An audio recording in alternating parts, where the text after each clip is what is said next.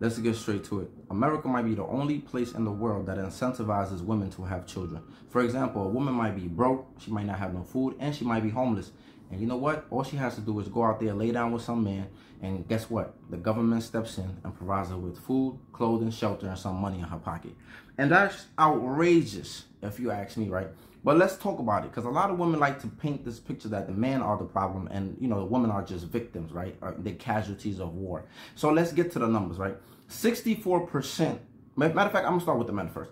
54% of black men in America are single, don't have no children, and never been married, right? Let's just hold on to those stats. 64% of black women are single mothers in America, right?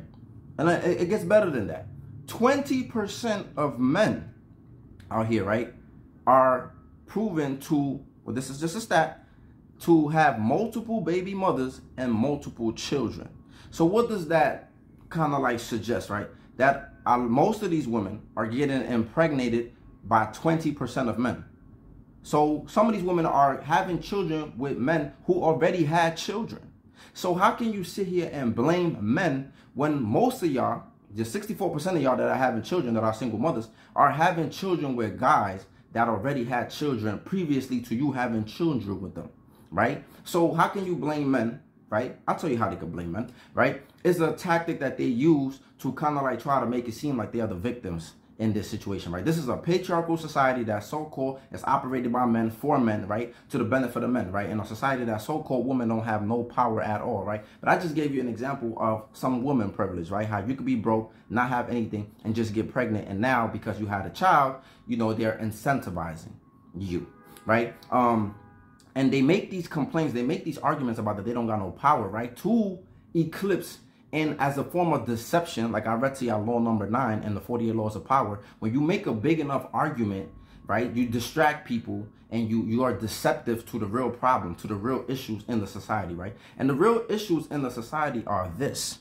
right, are that if men are so-called empowered, why are men leading in homelessness? Why are men leading in unemployment? Why are men leading in incarceration rates? Why are men leading in getting killed by police, right? Why are men leading and violent crimes being committed against them, right? Why are they leading in suicide rates? Why are they leading in all these negative categories if they are doing so much better than the women, right? Why are men leading in all of these categories, right? Even when I was in the shelter trying to get a place, you know what happened in the shelter? They tell me you probably not gonna get an apartment because we take priority women with kids and then women and then men. So if that's not some type of women privilege, like, I don't know what is. At the end of the day, we need to cut the crap.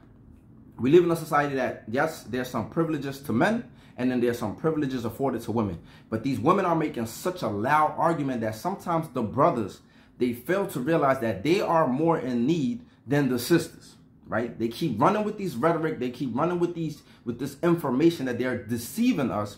And you know what we do in return? We neglect our own self. We neglect our health. We neglect our issues that we have as men because we are so quick to drop things to save the damsel in distress when all of this is kind of like a facade in some type of way. So there you go. If you like the video, you know what to do. Share it, like, subscribe, comment. Peace.